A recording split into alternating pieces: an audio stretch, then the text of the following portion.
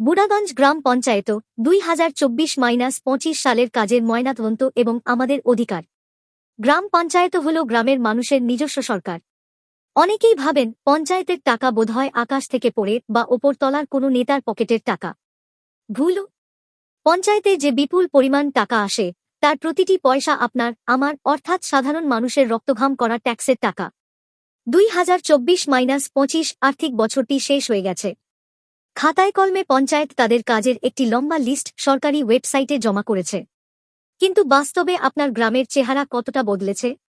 আসুন আজ আমরা একটু চোখ খুলে দেখি 2024-25 সালে বুড়াগঞ্জ পঞ্চায়েতে কত টাকা এসেছিল, কোথায় খরচ হওয়ার কথা ছিল, আর বাস্তবে কি হয়েছে।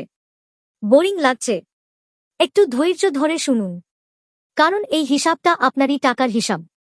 2024-25 আর্থিক বছরে বুড়াগঞ্জ গ্রাম পঞ্চায়েতের মোট বাজেট বা ফান্ড ছিল 2,85,10,061 টাকা।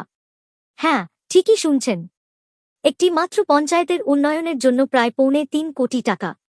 এই বিপুল টাকা কোথা থেকে এসেছিল?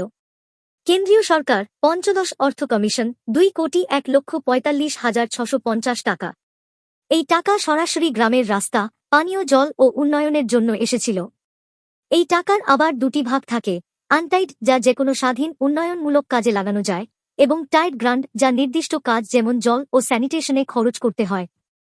রাজ্য সরকার 5 রাজ্য অর্থ কমিশন 49,99,780 টাকা। রাজ্য সরকার তার বাজেটের একটি অংশ পঞ্চায়েতের উন্নয়নের জন্য দেয়। পঞ্চায়েতের নিজস্ব তহবিল 23,54,631 টাকা। আপনার বাড়ির ট্যাক্স, ট্রেড লাইসেন্স, পুকুর লিজ দেওয়ার টাকা। এই টাকা পঞ্চায়েত স্বাধীনভাবে গ্রামের যেকোনো কাজে লাগাতে পারে। স্বচ্ছ ভারত মিশন 10 লক্ষ টাকা।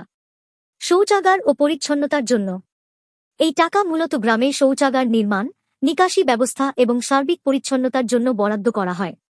একটু ভাবুন, এই 3.25 কোটি টাকার কতটা উন্নয়ন আপনি নিজের চোখে গত এক বছরে 2024-25 এ দেখেছেন। কোথায় কত টাকা খরচের পরিকল্পনা হয়েছিল? এবং কিছু কড়া প্রশ্ন। বুড়াগঞ্জ পঞ্চায়েত খাতায় কলমে মোট 2,85,10,061 টাকার একটি খরচের পরিকল্পনা জমা করেছিল। কোথায় কত টাকা খরচের কথা ছিল আর বাস্তবে কি হল, মিলিয়ে নিন। স্যানিটেশন, নিকাশি ও শৌচাগার 77,36,413 টাকা বরাদ্দ ছিল। আপনার পাড়ার ড্রেনগুলো কি নিয়মিত পরিষ্কার হচ্ছে? নতুন পাবলিক টয়লেট কি কোথাও তৈরি হয়েছে, নাকি টাকাগুলো শুধু খাতা কলমেই রয়ে গেছে? পানীয় জল 65,240 টাকা। গ্রামে জলের সমস্যা কি সত্যিই মিটেছে? এই বিপুল টাকার বরাদ্দে নতুন নলকূপ বা পরিশ্রুত জলের পাইপলাইন আপনার এলাকায় বসেছে কি? দারিদ্র্য দূরীকরণ কর্মসূচি 10,000 টাকা। গ্রামের গরিব মানুষের স্বনির্ভরতার জন্য বিভিন্ন প্রকল্প। আপনার গ্রামের কতজন প্রকৃত গরিব মানুষ এই প্রকল্পের সুবিধা পেয়েছেন? স্বনির্ভরতার নামে এই টাকা কি সত্যিই অভাবীদের হাতে পৌঁছেছে, নাকি পুরোটাই রাজনৈতিক স্বজনপোষণের শিকার হয়েছে? কমিউনিটি সিস্টেম রক্ষণাবেক্ষণ 6,85,202 টাকা। পঞ্চায়েত ভবন, কমিউনিটি হল বা অন্যান্য সরকারি সম্পত্তির মেরামতির জন্য। গ্রামের কমিউনিটি হল বা পঞ্চায়েতের অন্যান্য সম্পত্তিগুলো কি সাধারণ মানুষের ব্যবহারযোগ্য অবস্থায় আছে? এই 6 লাখ টাকার মেরামতির কাজ কি আপনার চোখে পড়েছে, নাকি তা শুধুই জো বিলের খাতায় বন্দী? স্বাস্থ্য খাত 1,12,418 টাকা। সাবসেন্টারের উন্নয়ন বা স্বাস্থ্য সচেতনতা। গ্রামের সাবসেন্টার বা স্বাস্থ্যকেন্দ্রের কি কোনো উন্নতি হয়েছে? আপৎকালীন সময় ন্যূনতম চিকিৎসা বা ওষুধ মেলে, নাকি স্বাস্থ্যকেন্দ্রের দরজায় আজও তালা ঝুলছে? নারী ও শিশু উন্নয়ন 1,21,000 টাকা। অঙ্গনওয়াড়ি কেন্দ্রের উন্নয়ন, শিশুদের পুষ্টিকর খাবার ইত্যাদি। অঙ্গনওয়াড়ি কেন্দ্রগুলোতে শিশুরা কি নিয়মিত পুষ্টিকর খাবার পাচ্ছে? গর্ভবতী নারীদের জন্য বরাদ্দ সুযোগ সুবিধা কি আদৌ তাদের কাছে পৌঁছায়, নাকি মাঝপথেই গায়েব হয়ে যায়? রাস্তাঘাট নির্মাণ 1,16,66,123 টাকা। 1 কোটির বেশি টাকায় গ্রামের বেশ কয়েকটি রাস্তা পাকা হওয়ার কথা। আপনার বাড়ির সামনের কাঁচা রাস্তাটা কি এখনো কাদায় ভর্তি? তাহলে এই টাকা গেল কোথায়? মেরামতি ও রক্ষণাবেক্ষণ 6,85,202 টাকা। পঞ্চায়েতে দুর্নীতির সবচেয়ে বড় জায়গা হল এই মেরামতি। পুরনো ভবনে একটু চুনকাম করে বা পুরনো রাস্তায় একটু রাবিশ ফেলেই লাখ লাখ টাকার ভুজো বিল পাশ করানো হয়। এই 6 লাখ টাকা ঠিক কোথায় আর কিসে খরচ হল, তার পুঙ্খানুপুঙ্খ হিসাব চাওয়া কি আমাদের নাগরিক দায়িত্ব নয়? শিক্ষা 1,40,000 টাকা। তে তো সত্যি ও কড়া প্রশ্ন, প্রায় ৩ কোটি টাকার বাজেটে শিক্ষার জন্য মাত্র ১.৫ লাখ টাকারও কম। একটি গ্রাম পঞ্চায়েতের স্কুলগুলোর উন্নয়নের জন্য এই টাকা একটা রসিকতা ছাড়া আর কিছুই নয়। এতেই বোঝা যায় শিক্ষার প্রতি প্রশাসনের নজর কতটা। আমাদের শিশুদের ভবিষ্যতের সাথে এই প্রহসন মেনে নেওয়া কি উচিত? গ্রামের স্কুলগুলোর বেহাল দশা নিয়ে কি কেউ জবাবদিহি করবে না? মেরামতির নামে দুর্নীতির আশঙ্কা, রক্ষণাবেক্ষণ বা মেরামতির নামে ৬.৮৫ লক্ষ টাকা রাখা হয়েছে। সাধারণত দেখা যায় পঞ্চায়েতে দুর্নীতির সবচেয়ে বড় জায়গা হল এই মেরামতির কাজ। পুরনো একটি জিনিসের সামান্য রং লাগিয়ে বা জোড়াতালি দিয়ে বিশাল টাকার বিল পাশ করানো হয়। গ্রামের মানুষের উচিত এই মেরামতির কাজগুলো ঠিক কোথায় কোথায় হয়েছে তা নিজেদের চোখে যাচাই করা। ৩ খাতায় কলমে কাজের হিসাব, আসল ফাঁকিবাজিটা কোথায়? ২০২৪-২৫ সালে পঞ্চায়েত মোট ১৫১টি কাজ করার কথা বলেছিল। এর মধ্যে ৯৫টি ছিল স্থায়ী সম্পদ, যেমন রাস্তা, ড্রেন বা রক্ষণাবেক্ষণ কাজ, আর বাকি ৫৬টি ছিল অন্যান্য কাজ, যেমন ট্রেনিং, সচেতনতা শিবির, সার্ভিস। কিন্তু সরকারি ওয়েবসাইটের ডেটা কি বলছে জানেন? রাস্তা ও জলের কাজ পরিকল্পনা ছিল ৯৫টি কাজের। পঞ্চায়েত দাবি করেছে তারা ৩৭টি কাজ শুরু করেছিল এবং তার মধ্যে ৩৬টি কাজ সম্পূর্ণ শেষ করেছে, যার মধ্যে ১৩টি রাস্তা, ১০টি পানীয় জলের কাজ এবং ১২টি স্যানিটেশনের কাজ রয়েছে। খাতায় কলমে তো ৩৬টা কাজ শেষ, কিন্তু এই কাজগুলো ঠিক কোন কোন পাড়ায় বা কার বাড়ির সামনে হয়েছে?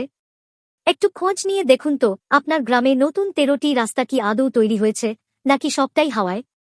পঞ্চায়েত অফিসে গিয়ে আঙ্গুল তুলে নৈতিকভাবে প্রশ্ন করুন, এই ৩৬টি কাজ গ্রামের কোন কোন জায়গায় হয়েছে?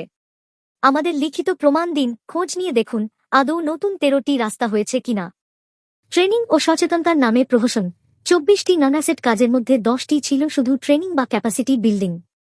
রিপোর্ট বলছে মাত্র ৭টি নন অ্যাসেট কাজ বাস্তবায়িত হয়েছে, যার মধ্যে ৬টি অপারেশনাল এবং ১টি কমিউনিটি সার্ভিস।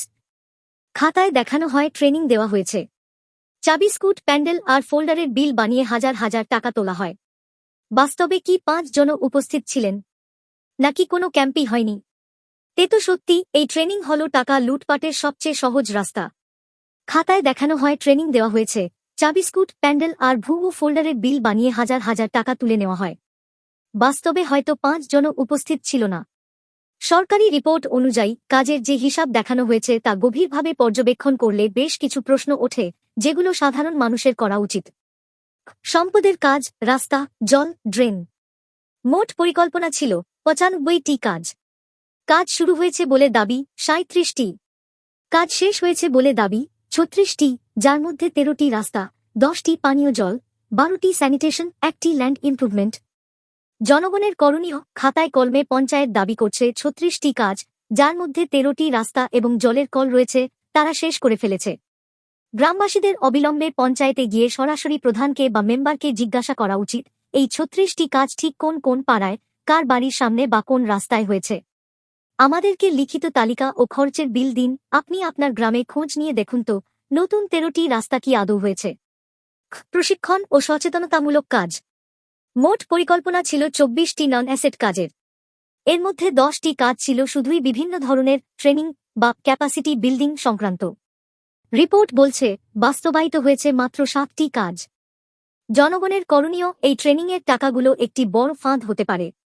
খাতায় কলমে দেখানো হয় যে ট্রেনিং দেওয়া হয়েছে, তাদের জন্য চাবিস্কুট, ফোল্ডার, প্যান্ডেল ইত্যাদি বাবদ হাজার হাজার টাকা খরচ দেখানো হয়, কিন্তু বাস্তবে হয়তো ১০ জন উপস্থিত ছিলেন না বা কোনো ক্যাম্পই হয়নি। বাকি ট্রেনিংয়ের টাকাগুলো কোথায়? সেগুলো কি আদৌ হবে, নাকি ট্রেনিংয়ের নাম করে শুধু ভুয়ো বিল পাশ করে টাকা তোলা হবে? মোট খরচের পরিকল্পনা ছিল ২,৮৫,১০,১০০ টাকা। সরকারি ওয়েবসাইটে মোট খরচ দেখানো হয়েছে মাত্র ১,১১,৫৩,২৭৫ টাকা। মোট টাকার মাত্র ৩৯%।